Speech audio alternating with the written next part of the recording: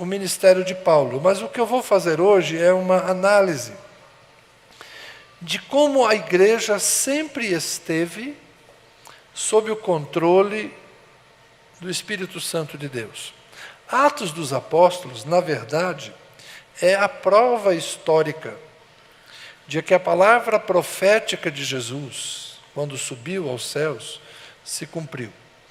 Na primeira mensagem, nós lemos Atos 1:8, Jesus dizendo aos discípulos: fiquem em Jerusalém. Vocês vão receber sobre vocês o Espírito Santo. E quando vocês forem revestidos de poder, vocês serão testemunhas em Jerusalém, Judeia, Samaria e confins da terra. Quem está aqui há mais tempo sabe que isso foi acontecendo gradualmente e concomitantemente. O Evangelho continuou sendo pregado em Jerusalém e houve uma dispersão, eles se espalharam pela Judeia. Não parou de pregar em Jerusalém, mas a Judeia foi alcançada, e depois a Samaria, e por fim aos confins da terra. O que são os confins da terra? Naquela época, a grande cidade do mundo era Roma. E o que Lucas quer mostrar é que o Evangelho começa com a morte de Jesus pelos romanos, lá em Jerusalém, mas um apóstolo chega em Roma e dá testemunho de Cristo lá, sob a tutela, sob a proteção do Império Romano. É a ironia de Deus. O império que permitiu a morte de Jesus, pelo desejo dos líderes judeus, mas quem executou Jesus foram os romanos. Então, o império que matou Jesus foi o mesmo império que protegeu o apóstolo Paulo de ser morto pelos líderes judeus e permitiu que em Roma Paulo ficasse por 2 anos anunciando a Jesus Cristo. Como eu costumo dizer para vocês, quem vai em Roma hoje não vê o imperador, mas quem vai em Roma hoje vê o Papa, o vigário de Cristo. O texto que eu quero ler é o capítulo 28. Mas, lembrando a vocês, quando Jesus apareceu a Paulo, e também falou com Ananias, Jesus anunciou o que aconteceria no futuro. No capítulo 9, verso 15, o Senhor disse a Ananias: vá, porque este, Saulo, é para mim um instrumento escolhido para levar o meu nome diante dos gentios e reis, bem como dos filhos de Israel. Então, Jesus já havia dito a Ananias que Paulo pregaria em todo lugar, não é? E o próprio Paulo, contando das suas experiências com Cristo, no verso 16 do capítulo 26, ele diz, aliás, deixa eu ler antes, é o 15. Então perguntei: Senhor, quem é você? Ao que o Senhor respondeu: eu sou Jesus, a quem você persegue. Mas levante-se, fique em pé. Eu apareci a você para constituí-lo ministro, ou seja, servo, e testemunha, tanto das coisas que você me viu, como daquelas pelas quais ainda lhe aparecerei.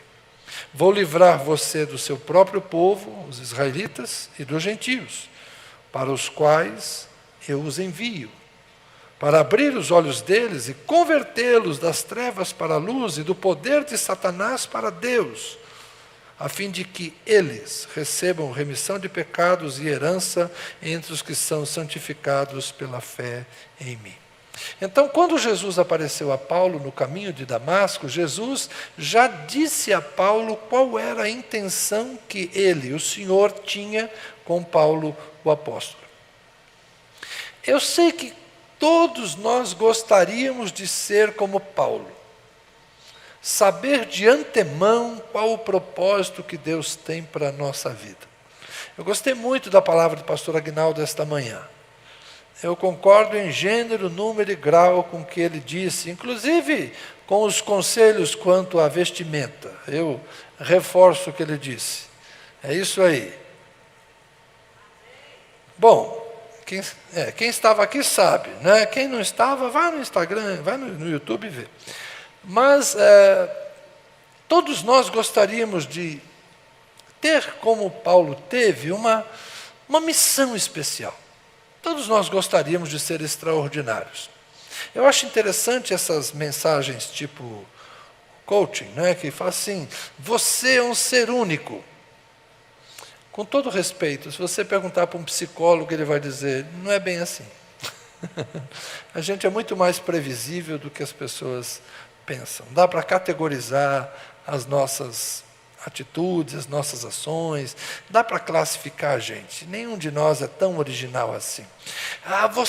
Deus tem um propósito específico para você.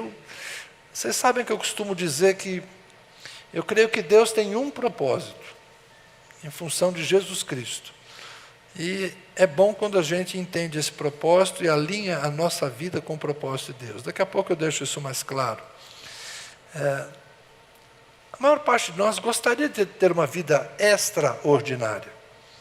Mas, irmãos, se todo mundo for extraordinário, o que será ordinário? Se todo mundo é especial, quem é comum? Só existe o especial porque ele se destaca do comum. Só existe o extraordinário porque ele difere do ordinário. Só existe o milagre, o sobrenatural, porque ele difere do natural. Então, como eu disse a vocês, quando eu entendo os meus colegas que vêm assim, conta a bênção, só de você estar respirando é uma bênção, você está respirando é um milagre. Não, não é um milagre, é absolutamente natural. Seria milagre se você respirasse embaixo d'água, igual o Aquaman. Aí seria milagre. Se você respirasse na Lua, onde não tem atmosfera, aí seria milagre. Mas você, um ser vivo, biológico, respirar num lugar em que há oxigênio, é absolutamente natural. Então eu não chamo de milagre o que é natural, para poder chamar de milagre quando de fato acontecer um milagre. A vida de Paulo é uma vida fora da curva. Paulo não é um homem comum. Ele, de fato, pôde dizer, fui escolhido no ventre da mãe. A criação, a educação de Paulo, as circunstâncias do seu nascimento, ele é um judeu helenista, mas ele é um fariseu radical. Ele vai ser educado em Jerusalém, mas ele tem cidadania romana. São tantas as circunstâncias atípicas de Paulo, que fazem dele uma figura estrategicamente importante para aquilo que Deus queria fazer. Deus queria que os gentios fossem alcançados. E era importante um homem como Paulo, versado na lei, mas preparado também na cultura do mundo de então. Um homem de fervor religioso, um homem que já era tão dedicado à sua religião que não parou para pensar em casamento. Porque Deus queria alguém dedicado exclusivamente ao ministério. Nós conversamos há pouco tempo atrás do conselho que Paulo deu para todo mundo, né, lá em Coríntios, dizendo, eu queria que todo mundo fosse como eu, mas nós não somos como Paulo. A maior parte de nós precisou casar, e é muito feliz casado.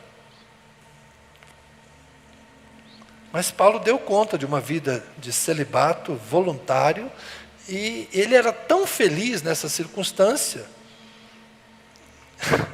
Não vou fazer piada hoje não, deixa quieto esse negócio. Ele era tão feliz nessa forma de vida que ele até fala para eles, olha, vivam como eu, sejam como eu.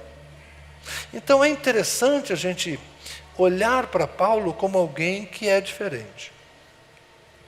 E não nos cobrarmos se a nossa vida não é como a de Paulo. Porque não é para ser mesmo. Não é para ser. Eu acho interessante quando as pessoas fazem curso de liderança e diz que todo mundo é líder. Se todo mundo é líder, quem vai ser liderado? Se todo mundo é pastor, quem vai ser pastoreado? Se todo mundo é guia, quem vai ser guiado? Então nós temos que parar com essa mania de dizer que tudo é para todos, porque não é. A vocação de fato, ela designa algumas pessoas para tarefas diferentes. E Paulo é esse homem que quando Jesus o chama, Jesus já diz para ele o que ele vai fazer. Você vai pregar aos judeus e vai pregar aos gentios. Você vai falar diante de governadores e reis. E ao mesmo tempo Jesus diz, mas eu vou te livrar do teu povo. E eu também vou te livrar dos gentios. Você vai ter perseguição, você vai ter dificuldade, mas eu vou te livrar para que você cumpra a sua missão. E a beleza da vida de Paulo é que ele chega exatamente onde Jesus queria chegar. É como eu disse há pouco, é a ironia do poder de Deus. Paulo, em Roma, sob a proteção do Império Romano, pregando o Evangelho, inclusive para a guarda do imperador. Quando ele escreve a carta aos Filipenses, ele manda uma frase que é extraordinária para mim. Ele escreve, os da casa de César vos saúdam. Você sabe onde ele tinha convertidos? No palácio do imperador. Parece brincadeira, né? Ele escreve de Roma dizendo, os da casa de César vos saúdam.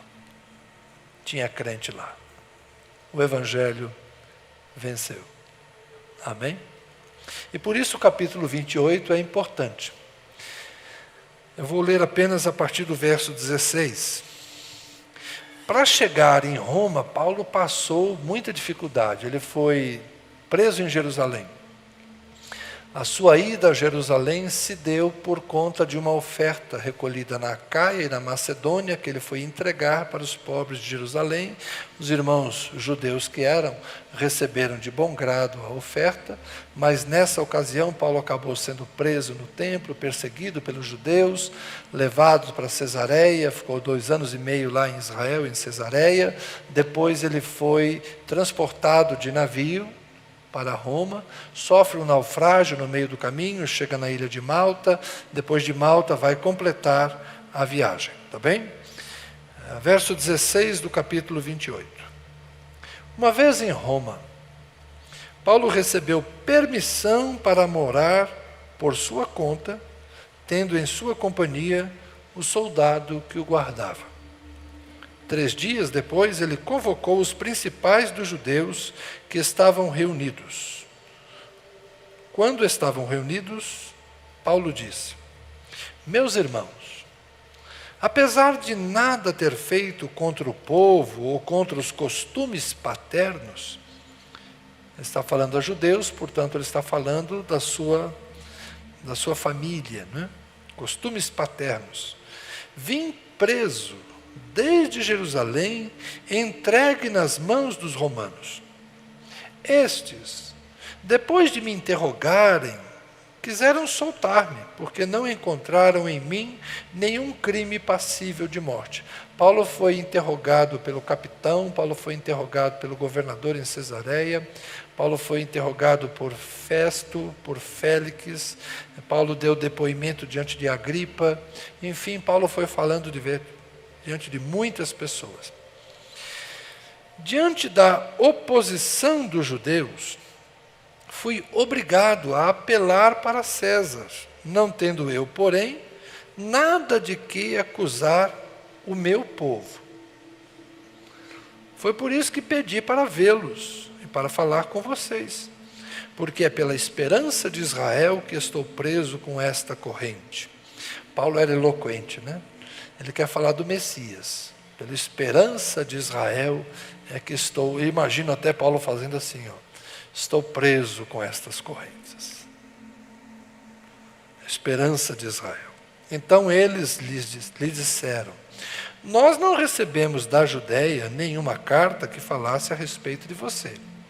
Também não veio qualquer dos irmãos que nos anunciasse ou dissesse algo de mal a seu respeito. Ou seja, os judeus de Roma não sabiam de nada. Mas gostaríamos de ouvir o que você pensa, porque sabemos que em todos os lugares essa seita é contestada. Está falando, portanto, dos do caminho, né, dos cristãos. Tendo eles marcado um dia, foram em grande número ao encontro de Paulo, no lugar onde ele residia.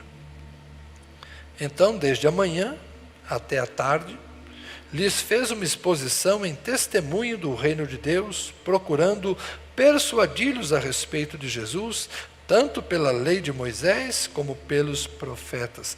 Olha o que Jesus havia dito para ele: você vai ser testemunha destas coisas aos judeus. Paulo, em todos os lugares, pregava aos judeus. A gente viu isso semana passada, e ele aqui está em Roma, primeiro evangelizando os judeus. Qual a intenção de Paulo? Convencê-los. Convencê-los de que Jesus é o Messias. Verso 24. Houve alguns que ficaram persuadidos pelo que Paulo dizia. Outros, porém, continuaram incrédulos. E havendo discordância entre eles, começaram a ir embora.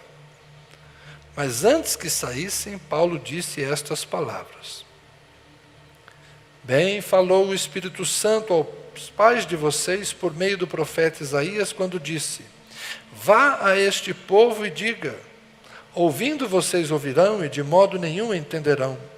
Vendo vocês verão e de modo nenhum perceberão. Porque o coração deste povo está endurecido.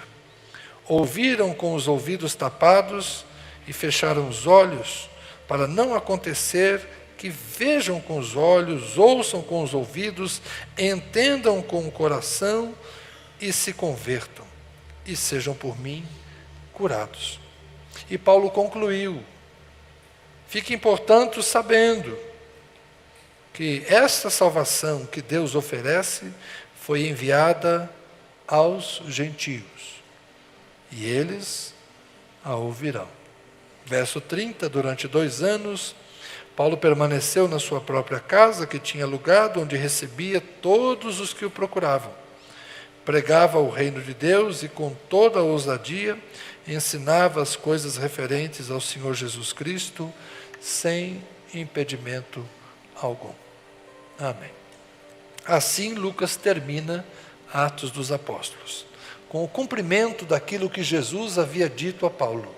Você vai anunciar aos judeus, você vai anunciar aos gentios, você vai falar a reis, você vai falar a governadores, você vai dar testemunho das coisas que eu apareci a você e das coisas que eu ainda vou te dizer. Uma das coisas que Paulo falava sempre era sobre a ressurreição de Jesus. E quando Paulo tocava no ponto ressurreição, os romanos se incomodavam com isso. O Festo, quando Paulo tocou em ressurreição, o Festo interrompeu Paulo. Falou: Paulo, você está ficando doido. Você estudou demais, por isso você está com essas maluquices. Então, falava em ressurreição, os gregos rejeitavam, os romanos rejeitavam. Mas se falasse também que Jesus era o Messias, os judeus rejeitavam. Era complicado pregar naqueles dias, mas Paulo pregava. Paulo pregava. O Félix gostou muito de conversar com Paulo. E Paulo ficou preso lá um tempão com ele, ele sempre chamava. Mas qual era o problema? Que Paulo falava da justiça, isso incomodava.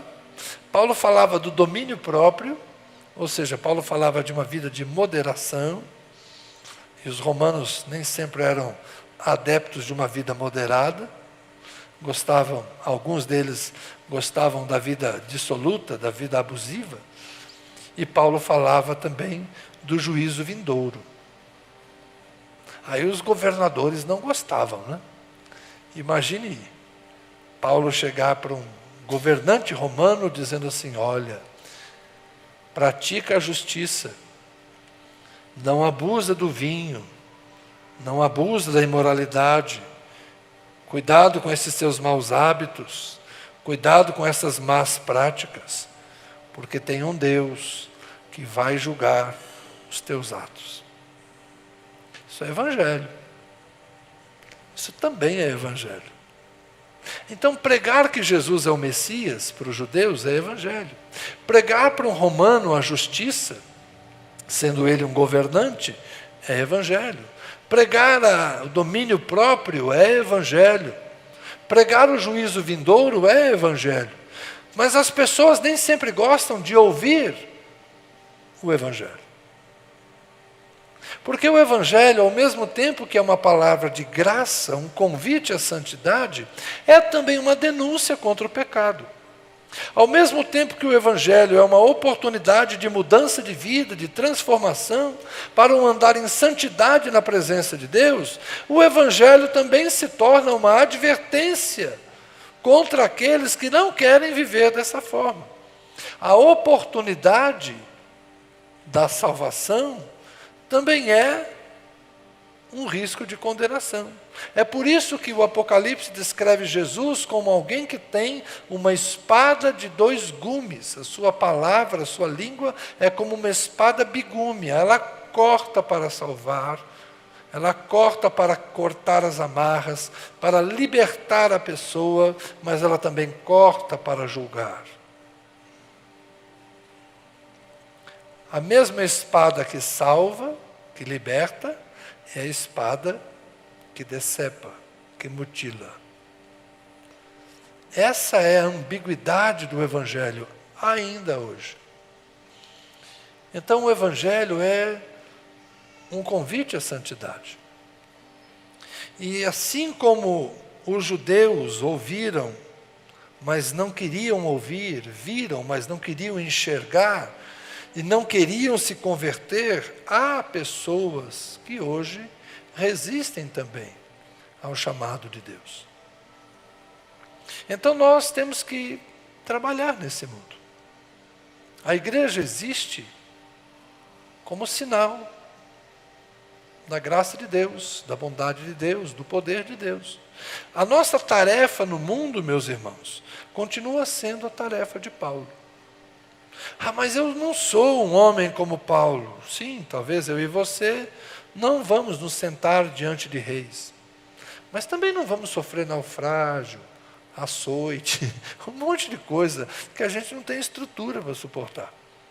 Fique tranquilo, talvez você não faça como eu, né? Eu como você, nós não sejamos pessoas que vão fazer milagres como Paulo. Mas a gente também não vai passar o sufoco que ele passava. Deus não está querendo criar mártires o tempo todo. Há os mártires na história do cristianismo. Os apóstolos são os nossos primeiros mártires. Estevão até antes deles. Mas a história do cristianismo não é feita apenas com sangue de mártires. É feito com o suor de muita gente também. É feito com as lágrimas. Já ouviu sangue, suor e lágrimas? Nem todo mundo entra com sangue. Alguns de nós vão entrar com suor, com trabalho. E alguns de nós vão entrar com lágrimas, vão entrar com dificuldades, com sofrimentos. Mas uns aqui, outros ali, outros acolá. A questão é que nós temos que compreender a nossa vocação e o nosso chamado como igreja. Porque a nós foi dado o mesmo dom do Espírito que foi dado aos apóstolos. Aqueles que estavam em Jerusalém e foram revestidos de poder, saíam por Jerusalém, Judéia, Samaria e confins da terra. E nós, que fomos revestidos do poder, a nós compete fazermos o nosso trabalho, aqui no templo, no nosso bairro, no nosso trabalho, na nossa escola, na nossa casa, onde quer que a gente esteja, nós precisamos anunciar a boa nova de salvação. Nós precisamos dizer que Jesus é a reconciliação entre Deus e os homens. Nós devemos convocar os homens, as mulheres, as pessoas ao arrependimento. Nós devemos chamar as pessoas para o encontro com Deus, sabendo que é melhor encontrar-se com Deus agora, de joelhos dobrados, de fronte curvada, de mãos estendidas, numa atitude de rendição. É melhor cantarmos hoje Eu me rendo aos teus pés. És tudo que eu preciso para viver. É melhor cantarmos isso hoje. Porque um dia, diante do trono, todo joelho se dobrará. Toda língua confessará. Mas nesse dia, como disse Jesus, uns ouvirão: vinde, benditos do meu Pai. E outros ouvirão: vão, vocês que praticaram a iniquidade.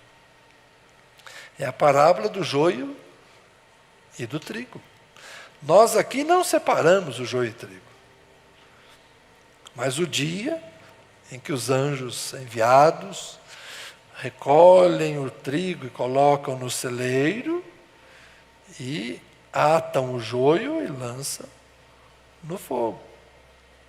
Então, a vinda de Jesus, para uns ela é iminente, está logo aí, para outros, eu já ouvi isso tantas vezes que eu já nem estou com pressa mais, não sei quando será, eu já estou começando a fazer plano de aposentadoria de longo prazo. Né? Antigamente a gente, puxa vida, né? Quando eu era jovem eu pensava que não ia ficar velho, agora eu fiquei velho, não sei o que vai ser. Né?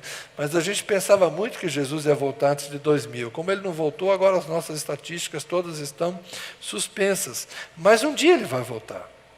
E se não voltar para todos, para uns de nós ele vai voltar um dia e outro, e outro, e outro. Daqui a pouco, muitos de nós estarão na presença dele.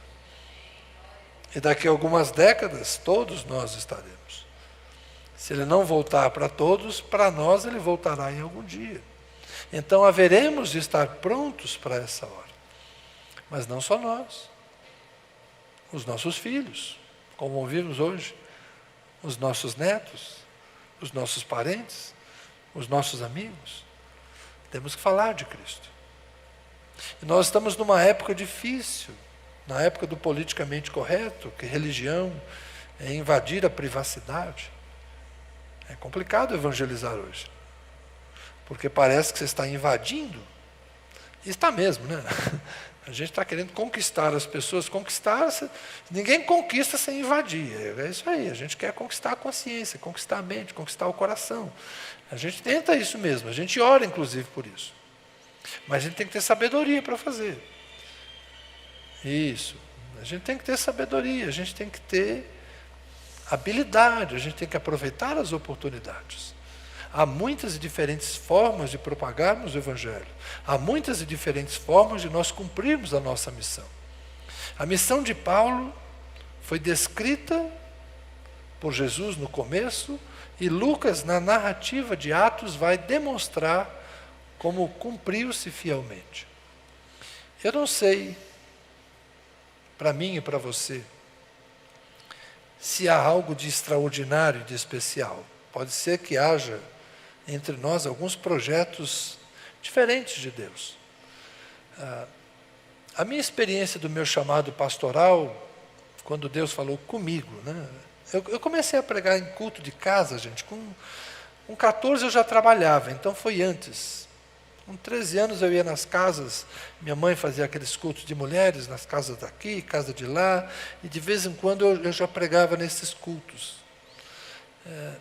Menino abusado eu era. Depois eu logo me tornei obreiro de igreja, coisa assim, pregava nos cultos dos jovens. Mas a minha experiência de chamado, Deus falar comigo, que eu deveria pastorear, foi entre 19 e 20 anos. Deus falou comigo. Então os outros diziam que eu ia ser pastor, e era meio natural as pessoas chutarem isso, porque a minha performance indicava isso. Mas um dia Deus me chamou, e Deus falou comigo. Cuida do meu rebanho. E eu tenho um amigo que ele era muito de evangelizar, de pregar evangelho, ir à praça, coisa assim. E tinha um outro também que gostava de ir na rua, pegar o pessoal de rua, morador de rua e drogado. Era uma dupla de irmãos lá muito corajosos. A gente se encontrou esses dias recentemente, estávamos revivendo essas histórias. Então, enquanto o Emílio e o Ari iam para a rua, o Alceu fazia eventos, eu falava assim: eu quero cuidar das pessoas. Vocês vão ganhar lá fora, e eu fico aqui cuidando. Eu queria ensinar, queria preparar para batismo, eu queria ler a Bíblia com eles, eu queria conhecer a história deles. O meu trabalho sempre foi apacentar, pastorear. Então eu recebi essa vocação. Não só eu, muitos outros receberam esse dom. Mas eu nunca fui chamado para ser missionário. Em compensação, nós temos hoje a alegria de enviar os missionários. Fiquei tão feliz no dia que o guerreiro chegou para mim e falou: Zé, eu quero ser missionário. Guerreiro, você quer ser missionário? Eu e Sandra queremos ir para o campo missionário. Ele deixou o seu emprego, Sandra deixou o seu emprego, foram estudar lá em Belo Horizonte para depois ir para o Timor-Leste. Quando ele chegou para mim: Zé, eu estou querendo ir para o Timor. Eu falei: guerreiro, você já quer começar do outro lado do mundo, seu primeiro campo missionário? Vamos aqui para o Peru, vamos ficar mais perto aqui, vamos ter uma experiência transcultural por aqui. Ele falou: eu quero ir para o Timor. Bom, então vamos lá. Então esses passos de fé, é o chamado do guerreiro. Eu não sou como o Zé Guerreiro, eu sou o Zé Carlos. Mas o Zé Guerreiro está lá. Ele precisa de mim, e eu preciso dele. Porque eu só posso ir às nações por meio dele. Mas por outro lado, ele só pode ir às nações porque tem uma igreja segurando as cordas, que somos nós. Então essa vida do Espírito funciona assim. Eu não sei quantos dentre vocês terão uma chamada específica. Talvez muitos de nós vão fazer o serviço à medida que aparece. Eu vou ajudar com as crianças agora. Eu vou ajudar com as mulheres. Eu vou fazer trabalho social. Eu vou trabalhar com famílias. Eu vou dar aula na escola dominical. Eu vou financiar os projetos.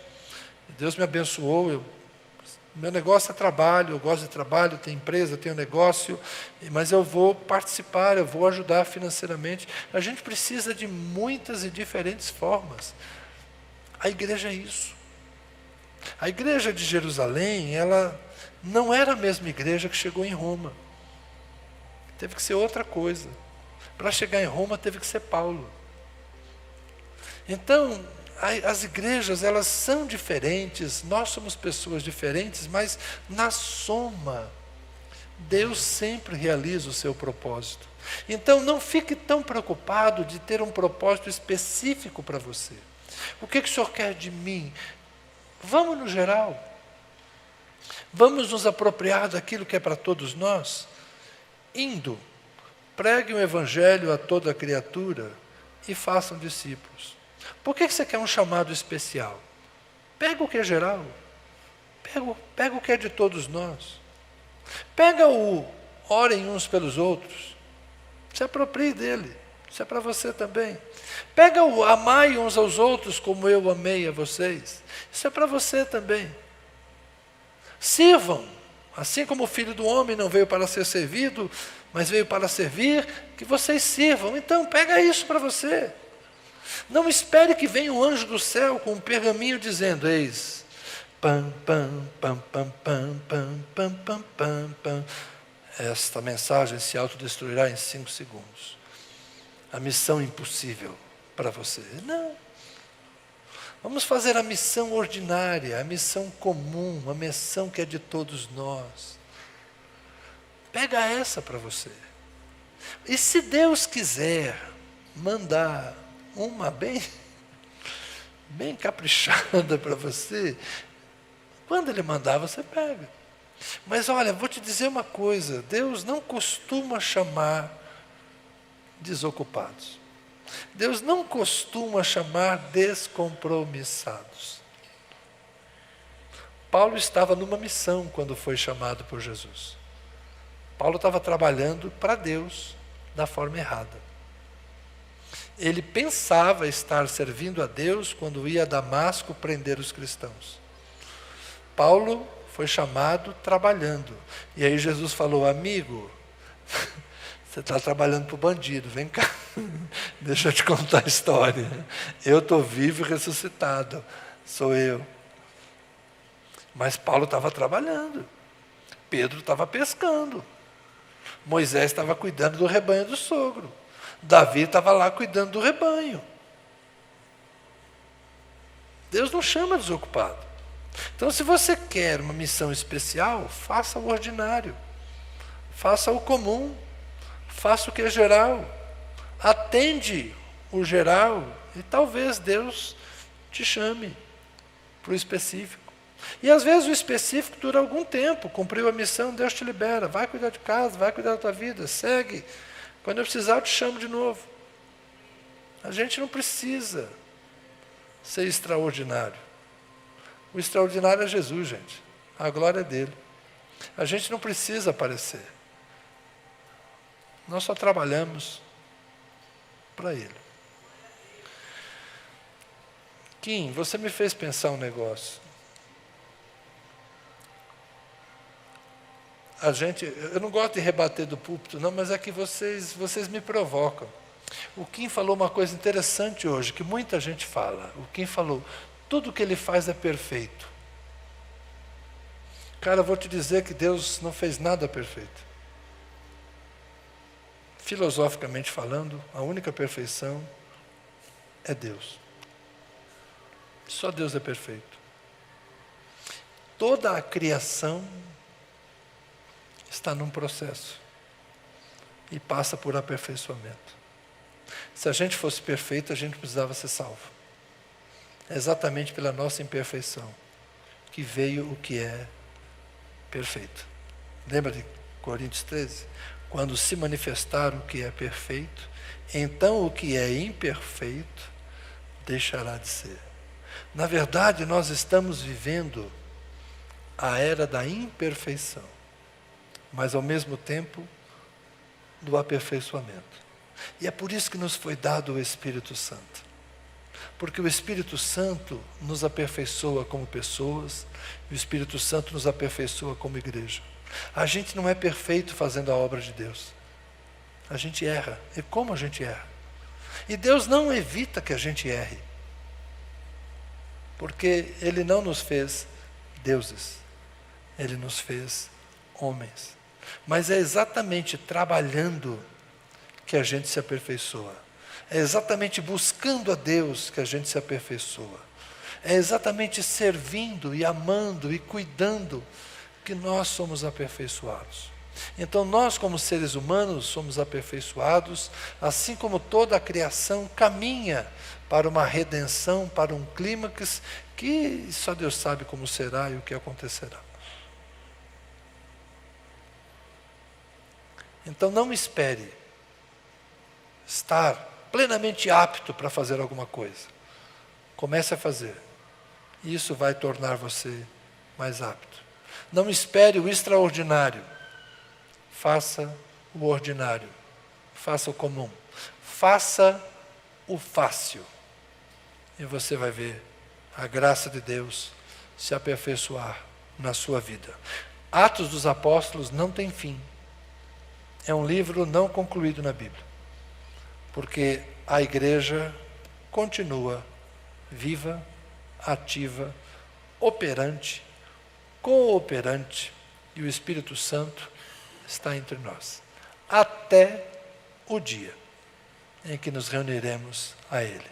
Aí sim, perfeitos e perfeitamente identificados, restaurados, renovados, transformados. Então o que é corruptível se revestirá de incorruptibilidade. O que é mortal se revestirá de imortalidade. E o que é imperfeito se revestirá da perfeição, que é Cristo em nós. Esperança da glória. Amém? Vamos arregaçar as mangas, calçar os pés e caminhar, fazendo a obra de Deus. Sem plateia, todo mundo cooperando. Amém? Senhor, como Isaías disse, eis-me aqui.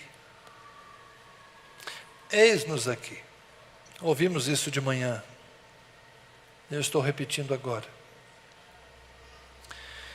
Mas como Isaías, o Senhor também nos está enviando a um povo que ouve, mas não escuta, enxerga, mas não vê. Há um povo que muitas vezes tem o coração endurecido e não se converte.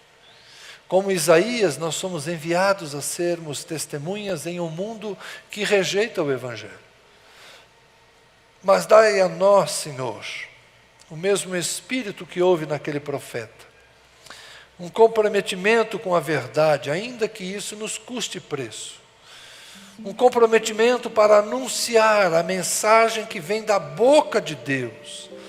Não para agradar a quem ouve, mas para alertar a quem ouve que o Evangelho é sim boa nova de salvação, que o Evangelho é a porta da graça se abrindo, mas que o Evangelho também é o coração se quebrantando e o arrependimento que produz transformação.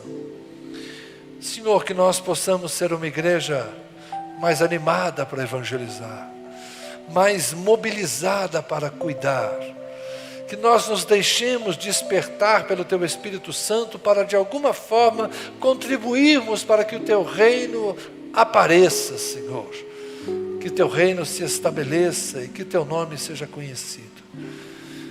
Jesus, nós queremos mais do que compartilhar mensagens e vídeos do The Chosen, Senhor. Nós queremos falar de Jesus, queremos viver Jesus, queremos conhecer a Jesus para darmos testemunho dele. Que a nossa vida seja uma vida que inspire outros, que vendo a nossa intimidade contigo, Senhor, outros queiram também te conhecer, que vendo a segurança da nossa fé, outros possam perguntar: como assim?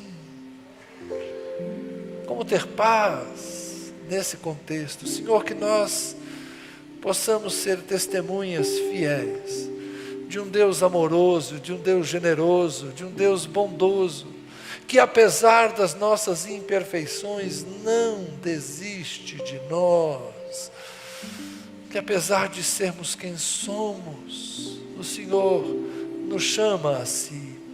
Como chamou Pedro, um pescador comum, como chamou Paulo, um homem diferenciado, distinto, nós também, homens e mulheres, meninos e meninas, podemos ser hoje convocados a entregarmos um pouco mais do nosso tempo, um pouco mais da nossa vida no altar do Senhor.